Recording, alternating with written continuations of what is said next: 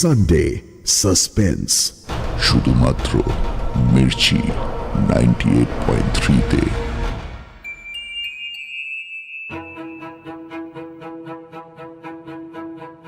বাংলা ও বিশ্ব সাহিত্যের রোমাঞ্চকর কিছু গল্প দিয়ে সাজানো আমাদের এই বিশেষ নিবেদন সানডে সাসপেন্স। আজ আপনার জন্য স্যার আর্থার কনান ডয়েলের শার্লক হোমসের কাহিনী a case of identity. Sir Arthur Ignatius Conan ডয়েলের জন্ম 22 মে 1859 সালে স্কটল্যান্ডের রাজধানী এডিনবরাতে। 1876 থেকে 1881 তিনি ডাক্তারি পড়েন এডিনবরা মেডিকেল স্কুলে। ডাক্তারি করতে করতেই 1887 সালে প্রকাশিত হয় তার লেখা শার্লক হোমসের প্রথম গল্প আ স্টাডি ইন স্কারলেট। আজকের গল্প আ কেস অফ আইডেন্টিটি প্রকাশিত হয় 1891 সালে স্ট্র্যান্ড ম্যাগাজিনে। গল্প পাঠে দীপ এবং মীর, গল্পের সূত্রধার আমি সোমক। শুরু হচ্ছে আ কেস অফ আইডেন্টিটি।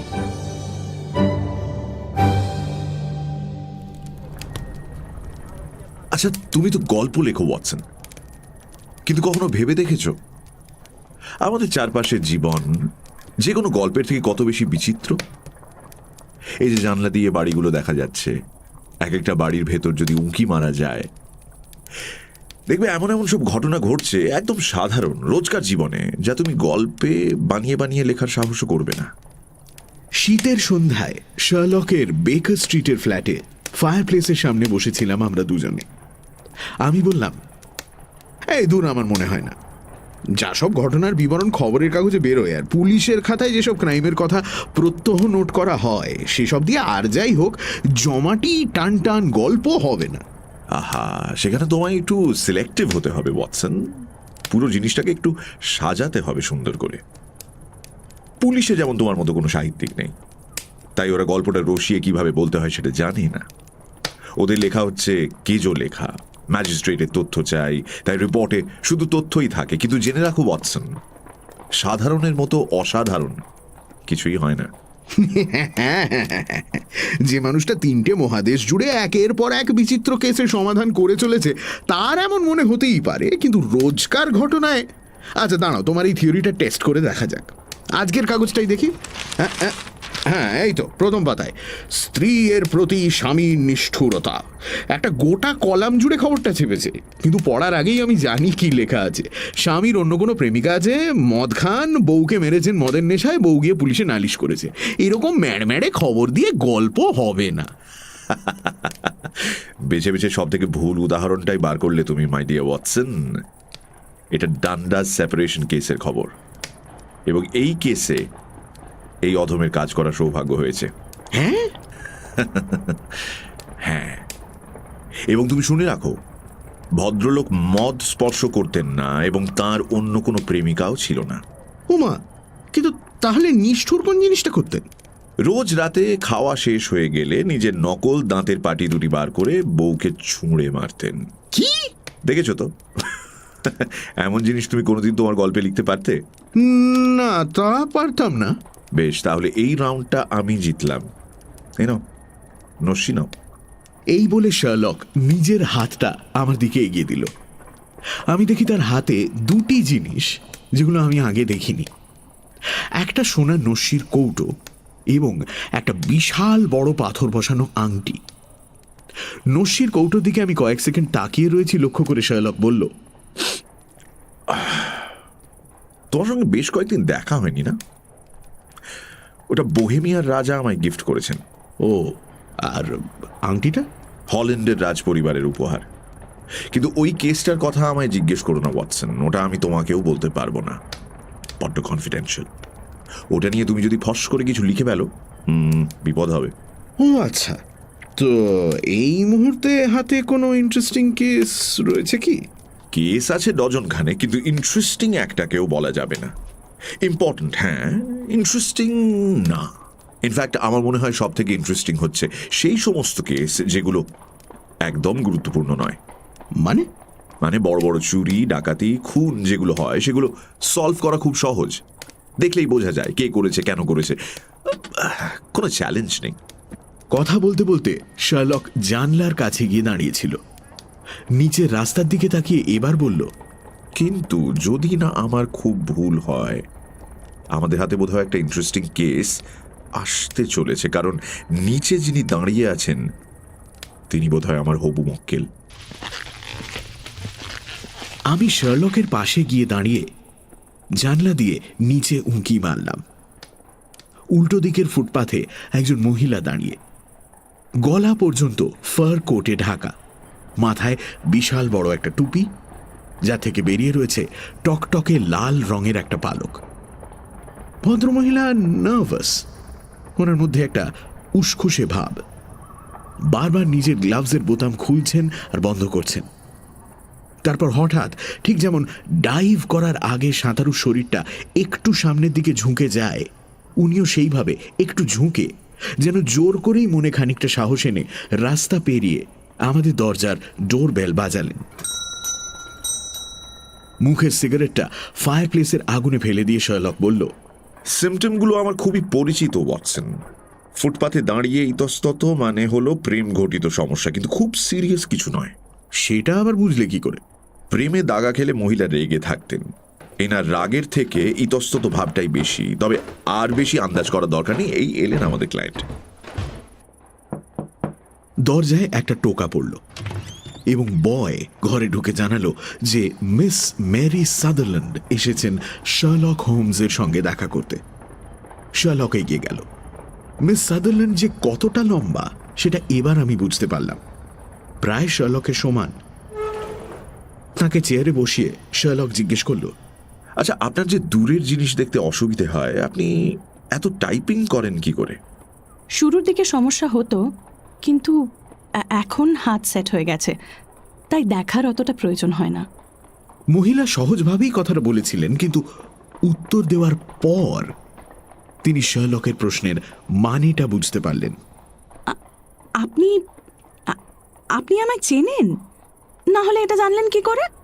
না, চিনি না, কিন্তু এটা আন্দাজ করা এমন কিছু শক্ত নয়। কিন্তু সে কথা থাক, আপনি বলুন, আমি আপনার জন্য কি করতে পারি? আসলে আমি আপনার কথা শুনেছিলাম মিসেস এথেরিজের কাছে। আপনি ওনার স্বামীকে খুঁজে বের করেছিলেন, যখন পুলিশ পর্যন্ত বলেছিল যে উনি মারা গেছেন। আমি খুব বড় লোক নই, কিন্তু বছরে 100 পাউন্ড পাই আমার ট্রাস্ট ফান্ড থেকে, আর তাছাড়া টাইপিস্ট হিসেবে আমার যা উপার্জন। আপনি যদি আমার জন্য মিস্টার হাসমার এঞ্জেলকে খুঁজে দিতে পারেন, তাহলে তাহলে আপনার ফিটা। হোমসের চোখ ছাদের দিকে, সে মন দিয়ে ভদ্রমহিলার কথা শুনছিল। কিন্তু আপনি প্রথমেই আমার কাছে এলেন কেন? মেরি সাদারল্যান্ডের মুখে আবার সেই বিস্মিত ভাব। উনি কিছু না বলা সত্ত্বেও শার্লক এত কিছু আন্দাজ করে ফেলছে কি করে উনি কিছুই বুঝতে পারছেন না। কিন্তু উনি প্রশ্নের উত্তর ঠিকই দিলেন। কি করব বলুন মিস্টার উইন্ডি ব্যাংক, মানে আমার বাবা তো কিছুই করছেন না। উনি পুলিশেও যাবেন না, আপনার কাছেও যাবেন না, পুরো ব্যাপারটা নিয়ে গাই করছেন না। তাই আমি আপনার কাছে চলে এসেছি। আপনার পদবি সাদারল্যান্ড আর আপনার বাবার পদবি উইন্ডি ব্যাংক। ও, স্টেপ ফাদার। হ্যাঁ, আমি ওনাকে বাবাই বলি, যদিও বয়সে উনি আমার থেকে মোটে 5 বছর 2 মাসের বড়। I see. আপনার মা বেঁচে আছেন? হ্যাঁ, বহাল তবিয়তে। সত্যি বলতে কি, বাবা মারা যাওয়ার পরে পরেই আমার মা আবার বিয়ে করেন। সেটা আমার খুব একটা পছন্দ হয়নি, তাও আবার পাত্র তাঁর থেকে বয়সে 15 বছরের ছোট। বাবা প্লাম্বার ছিলেন। উনি মারা যাওয়ার পর মা আর ওনার কর্মচারী মিস্টার হার্ডি দুজনে মিলে ব্যবসাটা চালিয়ে যাচ্ছিলেন। কিন্তু মিস্টার উইন্ডি ব্যাংক মাকে বলে বলে দোকানটা বিক্রি করালেন। ওনার স্ত্রী দোকান চালান, এটা ওনার পছন্দ নয়। উনি প্রচণ্ড না কুঁচু। ওয়াইনের ব্যবসা ওনার। তো যাই হোক, এতদিনের দোকান বেচে পাওয়া গেল মোটে 4700 পাউন্ড। বাবা বেঁচে থাকলে তার থেকে অনেক বেশি পাওয়া যেত। I C. আর আপনার যে ট্রাস্ট ফান্ডের কথা বললেন, সেটা কি এই দোকান বিক্রির টাকা থেকে? না না, ওটা আমার কাকু নেড আমায় দিয়ে গেছেন। উনি নিউজিল্যান্ডে থাকেন। ওখানকার স্টক বছরে ওই 4.5% ইন্টারেস্ট, সেই ইন্টারেস্টটাই আমি পাই। আচ্ছা, তো এখান থেকে আপনি পান বছরে 100 পাউন্ড। তাছাড়া আপনার নিজের রোজগার রয়েছে। তাহলে তো বেশ খানিকটা টাকা। আপনি বিয়ে করেননি, আপনার তো বছরে 60 পাউন্ডেই বেশ ভালোভাবে চলে যাওয়ার কথা। তার থেকে কমেও চলে যায় মিস্টার হোমস, কিন্তু আমি বাড়ির মানুষের ওপর বোঝা হয়ে থাকতে চাই না।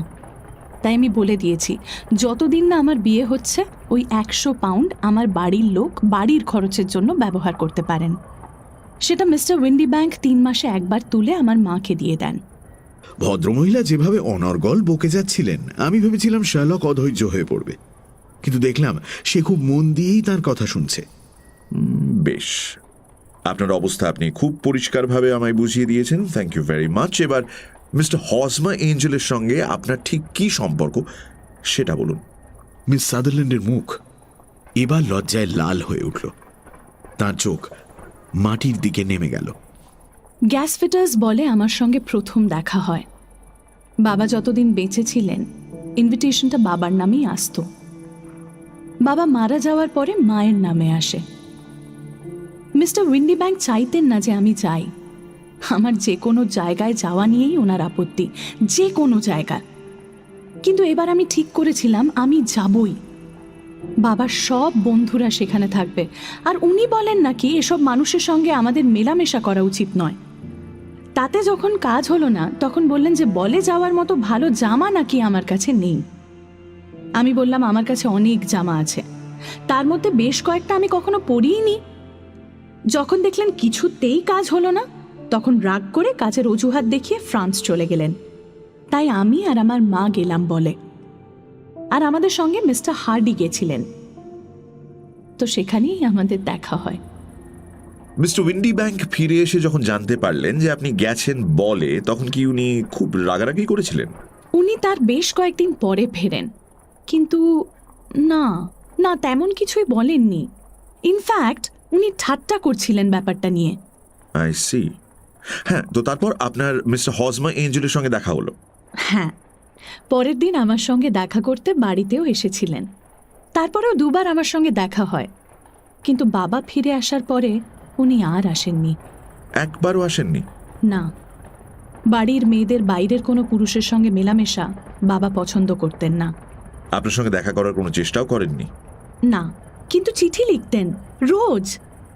সকালের ডাকে চিঠি আসতো, তখন বাবার ঘুম ভাঙতো না, কাজেই আমি চুপচাপ চিঠিটা নিয়ে ভেতরে চলে যেতাম। বাবা জানতেও পারতো না। ফিরে আসার 1 সপ্তাহ পরে বাবার আবার ফ্রান্স যাওয়ার কথা ছিল। উনি আমায় জানান যে বাবা যতদিন রয়েছেন বাড়িতে আমাদের না দেখা করাই ভালো। আর ততদিনে কি আপনারা বিয়ের সিদ্ধান্ত করে ফেলেছেন? হ্যাঁ হ্যাঁ, সেটা তো দ্বিতীয়বার ওনার সঙ্গে দেখা হওয়ার পরেই করে ফেলেছিলাম। লেডেন হল স্ট্রিটের একটি অফিসে উনি ক্যাশিয়ারের চাকরি করতেন। আর কোন অফিস? এইটাই তো আমি জানি না মিস্টার হোমস। আচ্ছা, থাকতেন কোথায়? ওই অফিসেই। আর আপনি ঠিকানাটা জানেন না? ওই লেডেন হল স্ট্রিট, কিন্তু বাড়ির নম্বরটা না জানি না। তো আপনি যে বললেন উনি আপনাকে চিঠি লিখতেন, আপনি তার উত্তর দিতেন কি করে? লেডেন হল স্ট্রিট পোস্ট অফিসেই পাঠিয়ে দিতাম ওনার নাম করে, উনি এসে নিয়ে যেতেন। আমি ওনার অফিসেই পাঠাতে চাইতাম, কিন্তু উনি বলতেন মহিলার কাছ থেকে চিঠি আসছে জানতে পারলে অফিসের সবাই এই নিয়ে নানা রকম কথাবার্তা শুরু করবে। তো আমি বলেছিলাম যে উনি যেমন চিঠি টাইপ করে পাঠান আমিও তেমন টাইপ করে পাঠাতে পারি, যাতে কেউ হাতের লেখা দেখে বুঝতে না পারে। কিন্তু উনি বলতেন যে আমার হাতের লেখা পড়লে ওনার মনে হয় আমি ওনার সঙ্গে কথা বলছি। টাইপ করে পাঠালে ওনার মনে হবে যেন যন্ত্রের লেখা চিঠি পড়ছেন। এই জন্যই আমি ওনাকে ভালোবেসে ফেলেছিলাম মিস্টার হোমস, এই ছোট ছোট জিনিসগুলোর জন্য। Most suggestive. আর এই ছোট ছোট জিনিসগুলো থেকেই সত্য উদ্ঘাটন করা যায়। মিস্টার এঞ্জেলের ব্যাপারে আপনার আর কি কি মনে আছে? খুব লাজুক প্রকৃতির মানুষ ছিলেন। দিনের বেলা থেকে সন্ধেবেলায় দেখা করতে পছন্দ করতেন, কারণ উনি বলতেন আমরা দিনের বেলায় বেরোলে সবাই আমাদের দিকে তাকিয়ে থাকবে। সেটা উনি চাইতেন না। তাছাড়া খুব ভদ্র ব্যবহার, আ কমপ্লিট জেন্টলম্যান। আর খুব নিচু গলায় কথা বলতেন। ওনার ছোটবেলায় গলার কিছু একটা রোগ হয়েছিল, তার ফলে গলা তুলে কথা বলতে পারতেন না। খুব পরিপাটি থাকতেন। আর আমার মতোই ওনার দূরের জিনিস দেখতে অসুবিধে হতো, আর জোর আলোয় কষ্ট হতো, তাই কালো চশমা পরতেন। আচ্ছা, আর আপনার বাবা ফ্রান্স চলে যাওয়ার পর কি হয়? উনি আবার আমার সঙ্গে দেখা করতে বাড়িতে আসেন আর বলেন বাবা ফিরে আসার আগে উনি আমায় বিয়ে করতে চান। এই কথাটা খুব জোর দিয়ে বলেছিলেন, আমায় বাইবেলে হাত রেখে প্রতিজ্ঞা করিয়েছিলেন যে আমি ওনাকে ছেড়ে যাব না। মায়ের ওনাকে খুব পছন্দ হয়েছিল এবং মা বিয়েতে রাজিও ছিলেন, কিন্তু 1 সপ্তাহের মধ্যে বিয়ে। আমি বললাম বাবার থাকা উচিত নয়। মা আর উনি দুজনেই বললেন বাবার থাকার কোনো দরকার নেই। মা বললেন উনি পরে বাবাকে বুঝিয়ে বলবেন। এটা আমার খুব একটা ভালো লাগেনি। মানে বিয়েই তো করছি, চুরি তো করছি না, তো সেটা এরকম ভাবে লুকিয়ে লুকিয়ে। আমি বাবাকে বিয়ের কথা জানিয়ে একটা চিঠি লিখলাম। ওনার ফ্রান্সের অফিসের ঠিকানা আমার কাছে ছিল, কিন্তু বিয়ের দিন সকালে চিঠিটা আমার কাছেই ফেরত চলে এলো। মানে পোস্টম্যান ওনাকে খুঁজে পায়নি? হ্যাঁ, যেদিন চিঠি পৌঁছেছে উনি সেদিনই সকালে ইংল্যান্ড ফেরার জাহাজে উঠেছেন। ও, একটুর জন্য মিস করে গেছে তাহলে। আচ্ছা, যাই হোক, আপনাদের বিয়েটা কবে হওয়ার কথা ছিল? শুক্রবার। চার্চে? হ্যাঁ, কিন্তু বিশাল ধুমধাম করে নয়। সেন্ট সেভিয়ার্স চার্চ, কিংস ক্রসের কাছে। সকালে বিয়ে আর তারপর আমাদের ব্রেকফাস্ট খাওয়ার কথা ছিল সেন্ট প্যানক্রাস হোটেলে, কাছেই। উনি ঘোড়ার গাড়িতে করে এলেন, কিন্তু গাড়িতে শুধু দুজনের বসার জায়গা ছিল। তো উনি আমাকে আর মাকে এই গাড়িতে তুলে নিজে অন্য একটা গাড়িতে উঠলেন। আমি আর মা প্রথমে চার্চ পৌঁছই। আমরা গাড়ি থেকে নেমে অপেক্ষা করছিলাম। কিছুক্ষণ পরেই ওনার গাড়িটা এলো, কিন্তু উনি গাড়ি থেকে নামলেন না। গাড়োয়ান নেমে গিয়ে দরজা খুলে দেখে গাড়িতে কেউ নেই।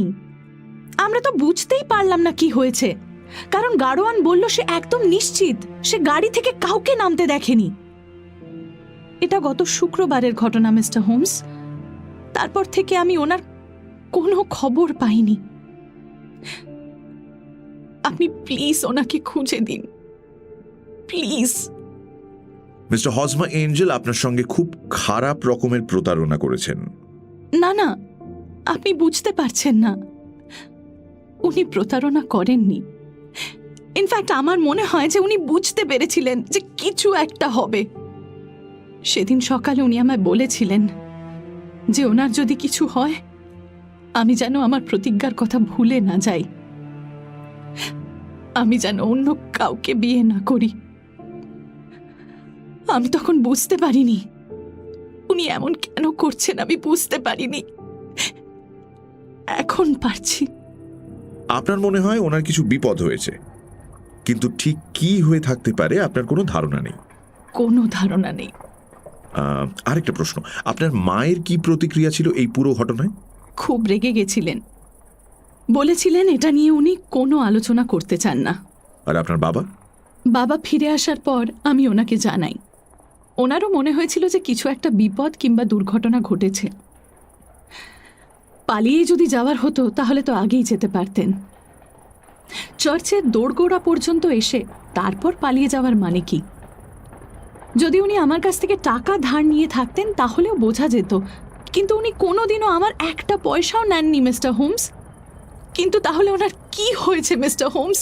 উনি কোথায়? আমায় একটাও চিঠি লেখেননি কেন? আমি ভেবে ভেবে পাগল হয়ে যাচ্ছি মিস্টার হোমস, আমি পাগল হয়ে যাচ্ছি। এতক্ষণ মিস সাদারল্যান্ড নিজেকে সামলে রেখেছিলেন, আর পারলেন না। রুমালে মুখ ঢেকে কাঁদতে শুরু করলেন। শার্লক চেয়ার ছেড়ে উঠে দাঁড়ালো।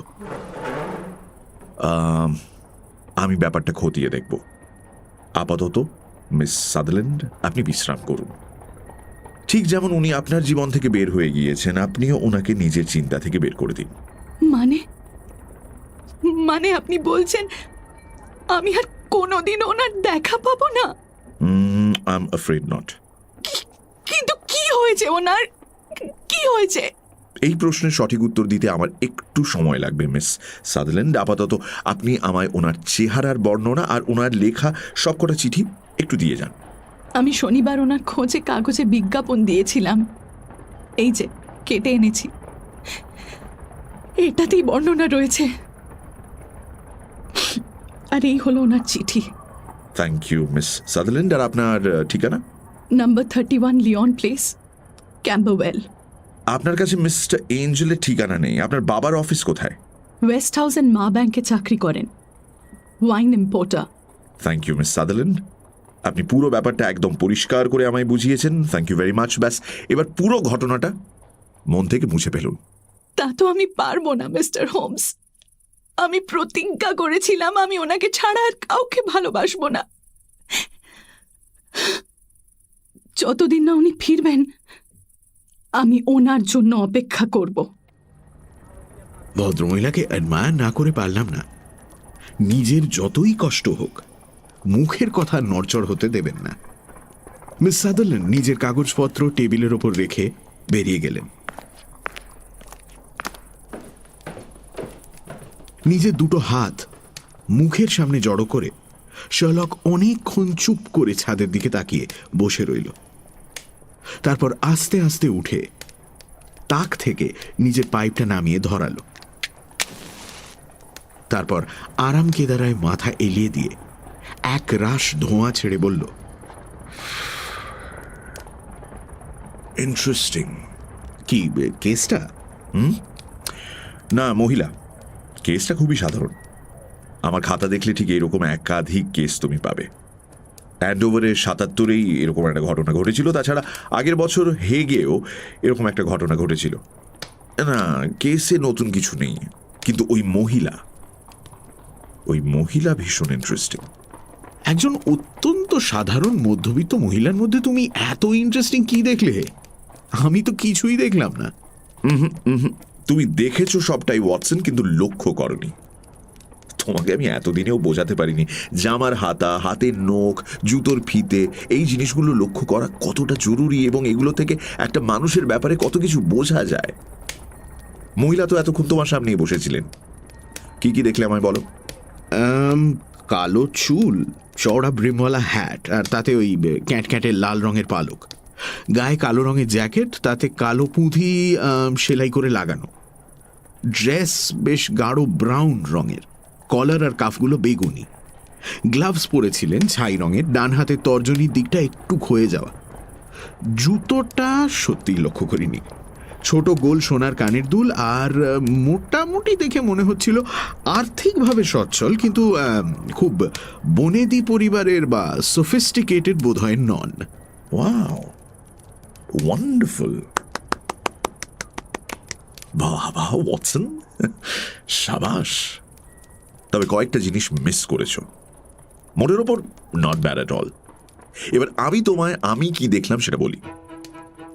আমি সবসময় প্রথমে জামার হাতা দেখি মহিলার ক্ষেত্রে। পুরুষ হলে ট্রাউজারের হাঁটুর কাছটা দেখতাম। জামার হাতায় একটা দাগ ছিল, টাইপিস্টের রিস্ট যেখানে টেবিলের কোনায় ভর দিয়ে থাকে ঠিক সেইখানে। হাতে চালানো সেলাই মেশিন হলেও ওরকম একটা দাগ থাকতো, কিন্তু সেটা শুধু বাঁ হাতে। তারপর আমি ভদ্রমহিলার মুখটা মন দিয়ে দেখলাম। নাকের ওপর চশমার একটা ক্ষীণ দাগ ছিল ওয়াটসন। আর তখনই আমি ওই দূরের জিনিস দেখতে না পেলে টাইপ করতে অসুবিধা হয় কিনা জিজ্ঞেস করেছিলাম, যেটা শুনি উনি অবাক হয়ে গিয়েছিলেন। শুধু উনি না, আমিও হয়েছিলাম। কিন্তু এটা তো একদম এলিমেন্টারি মাই ডিয়ার ওয়াটসন। যাই হোক, তারপর আমি যেটা দেখে খুব আশ্চর্য হলাম সেটা হচ্ছে ভদ্রমহিলার জুতোয় 5টা বোতাম ছিল। একটা জুতোর নিচের 2টো বোতাম লাগানো, অন্যটার প্রথম, তৃতীয় আর পঞ্চম। আর সব দিক দিয়ে পরিপাটি একজন মহিলা যখন জুতোর বোতাম লাগাতে এরকম ভুল করেন, তার থেকে বোঝাই যায় যে উনি তাড়ায় ছিলেন। শার্লকের ব্যাখ্যা শুনে আমি অবাক হয়ে যাচ্ছিলাম। আর লক্ষ্য করলাম উনি বেরোনোর আগে একটা চিঠি জাতীয় কিছু লিখেছেন। তুমি ওনার গ্লাভসের ডান হাতের তর্জনী যে ফুটো সেটা লক্ষ্য করলে, কিন্তু এটা লক্ষ্য করলে না যে গ্লাভস এবং তার নিচে আঙুল দুটোতেই কালি লেগেছিল। তাড়াহুড়ো করে লিখতে গেলে মাঝে মাঝে মানুষ দোয়াতে কলমটা একটু বেশি ডুবিয়ে ফেলে, ওর ফলেই দাগটা লেগেছে। আচ্ছা, অনেক হয়েছে, এবার কাজ করো দেখি একটা। খবরের কাগজের বিজ্ঞাপন থেকে মিস্টার হজমা এঞ্জেলের চেহারার বর্ণনাটা আমায় একটু পড়ে শোনাও ওয়াটসন। মিস সাদারল্যান্ড আমাদের যে কাগজের টুকরোটা দিয়ে গেছিলেন, আমি সেটা থেকে পড়লাম। নিখোঁজ 18 তারিখ সকাল থেকে মিস্টার হজমার এঞ্জেল, উচ্চতা 5 ফুট 7 ইঞ্চি, শক্ত সমর্থ চেহারা, ফর্সা, কালো চুল, মাথার মাঝখানে সামান্য টাক, মোটা জুলভি এবং গোঁপ, চোখে কালো চশমা, কথা বলার সময় সামান্য তোতলান। শেষ যখন দেখা গিয়েছিল তখন পরনে ছিল কালো ফ্রক কোট, কালো ওয়েস্ট কোট, সোনার চেন ওলা ঘড়ি, ছাই রঙের ট্রাউজার এবং খয়েরি রঙের চামড়ার জুতো। কাজ করতেন সম্ভবত লেডেন হল স্ট্রিটে। কোনো খবর থাকলে সত্বর যোগাযোগ করুন, ইত্যাদি ইত্যাদি। ঠিক আছে। শার্লক উঠে টেবিল থেকে মিস সাদারল্যান্ডের চিঠির গোছাটা হাতে তুলল। তারপর সেগুলোর পাতা উল্টাতে উল্টাতে বলল, আর এগুলো থেকে কিছুই জানা যাবে না, খুবই মামুলি চিঠি। তবে হ্যাঁ, একটা জিনিস খেয়াল করেছো কি? টাইপ করা, তাই বলছো কি? হ্যাঁ, শুধু চিঠিটাই নয়, সইটা পর্যন্ত টাইপ করা। নামের নিচে ঠিকানা লিখেছেন শুধুই লেডেন হল স্ট্রিট, বাড়ির নাম্বার নেই। কিন্তু ওই সইয়ের ব্যাপারটা কিন্তু একটাই জিনিসের ইঙ্গিত দিচ্ছে। কিসের? তুমি সত্যি বুঝতে পারছো না ওয়াটসন? এবার আমি বেকায়দায় পড়লাম। না, মানে মানুষ সই কেন টাইপ করবে? একমাত্র যদি, হ্যাঁ, যদি পরে কেউ ধরে, মানে চিঠিতে যদি কোনো প্রতিশ্রুতি থাকে, তাহলে বলতে পারবেন যে এটা তো আমার সই নয়। না, যাই হোক, আপাতত অন্যের চিঠি অনেক পড়া হয়েছে। এবার আমি দুটো চিঠি লিখবো। প্রথমটা লন্ডনের একটা ফার্মকে, আর দ্বিতীয়টা সৎ বাবা মানে মিস্টার উইন্ডি ব্যাংককে। ওনাকে এখানে এসে আমাদের সঙ্গে একটু দেখা করতে বলি কাল সন্ধ্যে 6টা নাগাদ। আর যতক্ষণ এই দুটো চিঠির উত্তর না আসছে আমাদের করার আর কিছুই নেই ওয়াটসন। কাজেই এখনকার মতো কেসের কথা ভুলে যেতে পারো।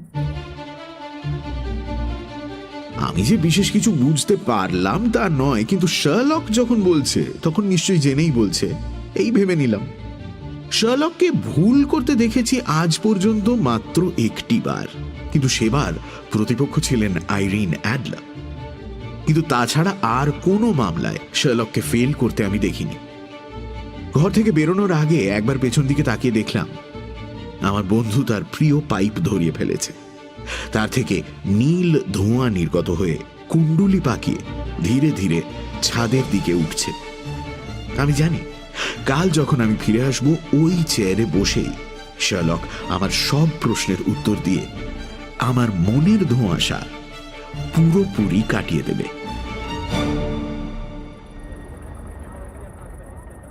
পরের দিন সকাল থেকে নিজের পেশেন্ট নিয়ে আমি একটু বেশি ব্যস্ত ছিলাম। তার ফলে বেকার স্ট্রিট পৌঁছতে পৌঁছতে সন্ধে হয়ে গেল। ঘরে ঢুকে দেখি শার্লক কাউচে চোখ বন্ধ করে শুয়ে আছে। সামনে টেবিলের ওপর সাজানো রয়েছে থরে থরে টেস্ট টিউব, আর ঘরে একটা অদ্ভুত গন্ধ। বললাম, কি হে, সমাধান হলো? হ্যাঁ, ব্যারিটা বাইসালফেট। আরে ধুত্তর, বলছি কেসের সমাধান হলো? ও কেস, আমি ভাবলাম আমি যে কেমিক্যাল টেস্টটা করছিলাম তুমি বুঝি তার কথা জিজ্ঞেস করছো। কেসে তো সমাধান করার কিছু নেই ওয়াটসন, জলের মতো সহজ। একটাই সমস্যা, কোনো আইন ব্যাটার কেস স্পর্শ করতে পারবে না। কিন্তু লোকটা কে, এবং মিস সাদারল্যান্ডের পেছনে লেগে পেলোটাই বা কি? শার্লক প্রশ্নের উত্তর দিতে মুখ খুলেছে কি দরজায় একটা টোকা পড়ল। ওই এসে গেছেন মিস্টার উইন্ডি ব্যাংক। বাবা, একদম ঘড়ি ধরে 6টায়। কামেন। ঘরে ঢুকলেন একজন মাঝারি উচ্চতার গাঁট্টা গোট্টা ভদ্রলোক। বয়স 30-এর একটু বেশি, দাড়ি গোঁপ পরিষ্কার করে কামানো, গায়ের রং ফর্সা, আর চোখে একটা বেশ ধারালো ভাব। আমাদের দুজনের দিকে প্রশ্নসূচক দৃষ্টি দিয়ে মাথার টুপি খুলে হ্যাট স্ট্যান্ডে রেখে সামনে চেয়ারে বসলেন। Mister Windy bank, good evening. এই টাইপ করা চিঠিটা আপনিই পাঠিয়েছিলেন তো? লিখেছিলেন 6টায় দেখা করবেন। হ্যাঁ, কিন্তু মিস্টার হোমস, আমি খুবই লজ্জিত যে আমাদের পারিবারিক ব্যাপার মিস সাদারল্যান্ড আপনার সঙ্গে আলোচনা করেছেন। আমি বারণ করেছিলাম, কিন্তু কথা শুনতে চায় না একদম। একবার যদি মাথায় জেদ চেপে বসে তাহলেও যেটা ভেবেছে সেটাই করবে। তাও ভালো আপনার কাছে এসেছে, পুলিশের কাছে গেলে জানাজানি হয়ে কেলেঙ্কারি হতো। কিন্তু তাতেও তো খুব একটা লাভ নেই। আপনি তো আর মিস্টার হসমার এঞ্জেলকে খুঁজে বার করতে পারবেন না। On the contrary mister Windy bank, আমার বিশ্বাস আমি নিশ্চয়ই মিস্টার এঞ্জেলকে খুঁজে বার করতে পারবো। মিস্টার উইন্ডি ব্যাংকের হাত থেকে তার গ্লাভস মেঝেতে পড়ে গেল। পারবেন? ও আচ্ছা। শার্লকের মুখে যেন একটা ছোট্ট হাসি ফুটে উঠল। সে আমার দিকে হাত তুলে বলল, আমার সহকারী ডক্টর ওয়াটসনের সঙ্গে আলাপ করিয়ে দিই।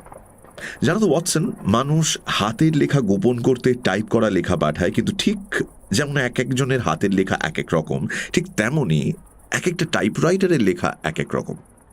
একদম নতুন না হলে দুটো টাইপরাইটারের লেখা কিছুতেই একরকম হবে না। এক একটা টাইপরাইটারে কিছু বিশেষ অক্ষর বিশেষ বিশেষ জায়গায় হয়ে যায়, এবং তার থেকেই হাতের লেখার মতোই টাইপরাইটারের ছাপা দেখে চেনা যায়। এই যেমন ধরো, আমাদের মিস্টার উইন্ডি ব্যাংক যে টাইপরাইটার দিয়ে চিঠিটা টাইপ করেছেন, তাতে ই এর ওপরের দিকটা কেমন একটা ক্ষয়ে গেছে, দেখো দেখো, আর আর এর লেজের দিকটা বোধহয় একটুখানি ভেঙে গেছে, দেখেছো? Very interesting. উইন্ডি ব্যাংক একবার আমার এবং একবার শার্লকের দিকে তাকালেন, তারপর বললেন,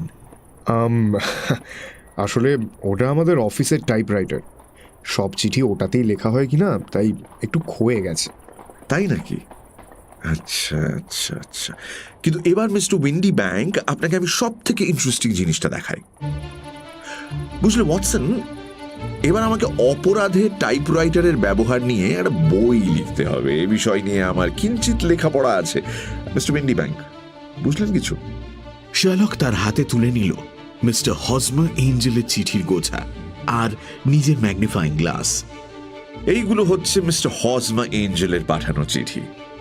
এবার যদি আপনি ম্যাগনিফাইং গ্লাস দিয়ে দেখেন, তাহলে দেখবেন প্রত্যেকটা চিঠির ই এবং আর এ ওই বিশেষ দোষটি রয়েছে। আর শুধু তাই নয়, আপনার পাঠানো চিঠির সঙ্গে মিলিয়ে দেখলে দেখবেন আরো 14টা অক্ষরে মিল আছে। মিস্টার উইন্ডি ব্যাংক লাফিয়ে নিজের চেয়ার থেকে উঠে পড়লেন। আমি খুব ব্যস্ত মানুষ মিস্টার হোমস, নষ্ট করার সময় আমার নেই। লোকটাকে যদি ধরতে পারেন তো আমায় জানাবেন। শার্লক আস্তে করে ঘরের দরজার চাবিটা ঘুরিয়ে দরজা বন্ধ করে চাবিটা নিজের পকেটে চালান দিল। তারপর ঘুরে মিস্টার উইন্ডি ব্যাংকের দিকে তাকিয়ে বলল, বেশ, তাহলে আপনাকে জানাচ্ছি মিস্টার উইন্ডি ব্যাংক, আমি মিস্টার হজমা এঞ্জেলকে ধরেছি। কি? কোথায়? Oh come on mister Windibank, আপনি ধরা পড়ে গেছেন, পালাবার কোনো পথ নেই। আমি আমি কিন্তু আমি কিন্তু বেআইনি কিছুই করিনি মিস্টার হোমস। আগন্তুকের কপালে বিন্দু বিন্দু ঘাম দেখা দিল। তা করেননি, কিন্তু যেটা করেছেন সেটা জঘন্য এবং অত্যন্ত নিষ্ঠুর। আর আপনি যদি ভেবে থাকেন এত ছোট্ট একটা জিনিস আমি ধরতে পারবো না, তাহলে খুব ভুল করেছেন।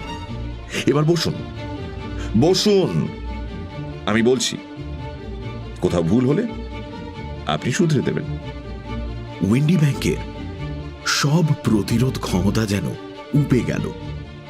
তিনি কেমন একটা চুপসে চেয়ারে বসে পড়লেন।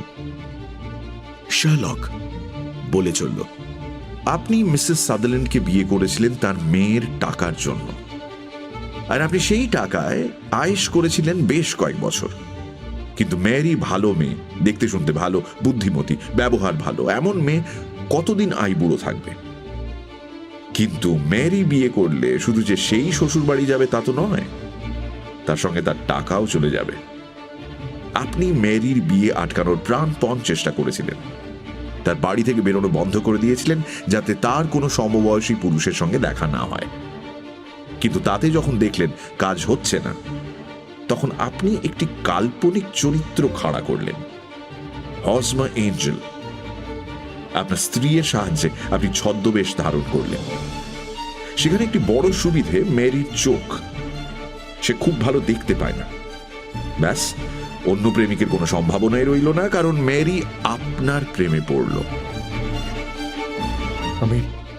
আমি ভাবিনি ব্যাপারটা এত দূর গড়াবে। বিশ্বাস করুন মিস্টার হোমস, আমি তা বোধহয় ভাবেননি, কিন্তু ব্যাপারটা গড়ায়, প্রেম থেকে বিয়ে পর্যন্ত গড়ায়।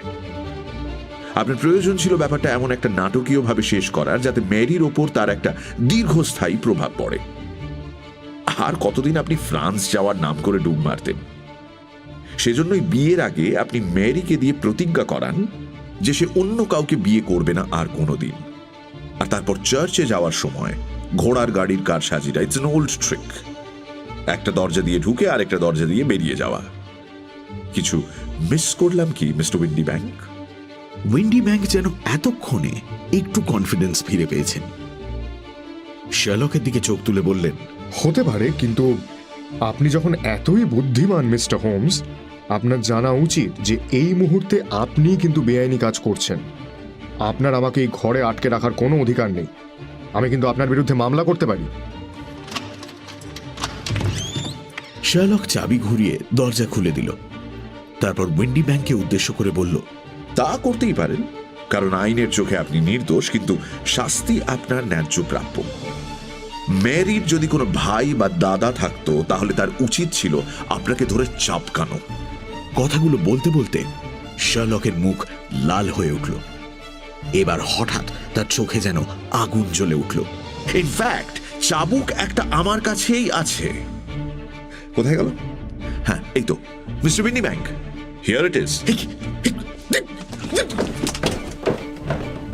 দেওয়াল থেকে তার হান্টিং ক্রপটা নামিয়ে নিয়েছিল শার্লক, কিন্তু সে কিছু করার আগেই সিঁড়ি দিয়ে দুর্দার শব্দ করে পড়ি কি মরি ভাবে 221B বেকার স্ট্রিট থেকে পালালেন mister James Windibank. Sherlock চাবুক নামিয়ে রেখে নিজের কাউচে বসে পড়ল। স্কাউন্ড্রেল! ও এখানেই থামবে না ওয়াটসন। ছোটখাটো ব্যাপার দিয়ে শুরু করেছে, এরপর আরো বড় অপরাধ করে ফাঁসিতে ঝুলবে, তুমি দেখে নিও। আচ্ছা, আমি কিন্তু এখনো তোমার রিজনিং পুরোটা বুঝতে পারছি না।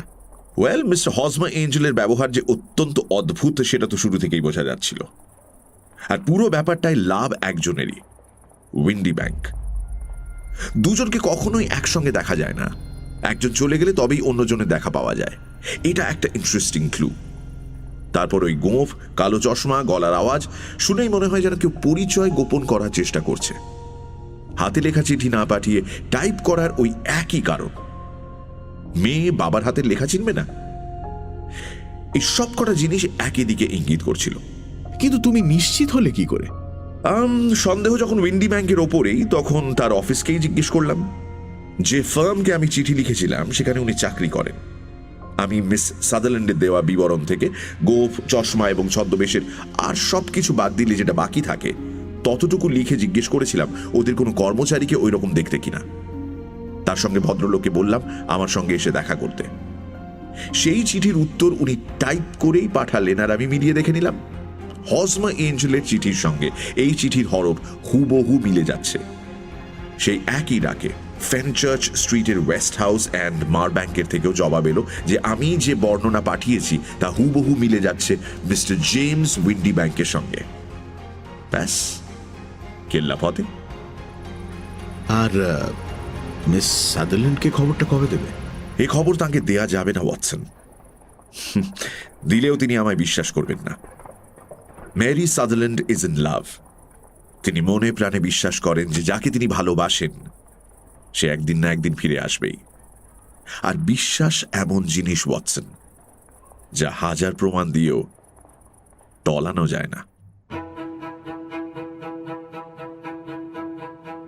সানডে সাসপেন্সে শুনছিলেন শার্লক হোমসের কাহিনী আ কেস অফ আইডেন্টিটি। মূল রচনা sir Arthur Conan Doyle. Sherlock হোমসের চরিত্রে Mir, James Windibank Agni, Mary Sutherland Ayantika, আর গল্পের সূত্রধার আমি সোমক। শব্দগ্রহণ, আবহ সঙ্গীত এবং স্পেশাল এফেক্টসে রিচার্ড। গল্পের অনুবাদ, রেডিও রূপান্তর, পর্ব পরিচালনায়, গল্প পাঠে এবং ডক্টর ওয়াটসনের চরিত্রে দীপ। শেষ হলো স্যার আর্থার কনান ডয়েলের শার্লক হোমসের কাহিনী আ কেস অফ আইডেন্টিটি। আগামী সপ্তাহে আরও একটি রোমাঞ্চকর গল্প নিয়ে হাজির হবে সানডে সাসপেন্স।